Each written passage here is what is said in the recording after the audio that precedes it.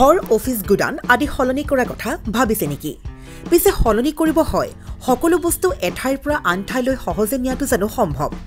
চিন্তা তাতেই নহয় জানো কেৱল ঘৰ অফিসে নহয় ডাঙৰ ডাঙৰ মেচিন বাইক ডাঙৰ ডাঙৰ গাড়ীকে ধৰি সকলো বস্তু পিছে এতিয়া আৰু চিন্তাৰ কোনো কাৰণ নাই আপোনাৰ এটা মাথো ফোন কলতে সমাধান হৈ পৰিব এনে সমস্যা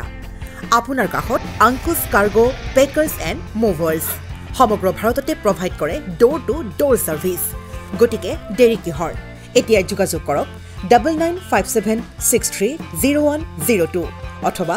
9546214823 নম্বৰত লগতে ঠিকনা ফটাহিল আমবাৰী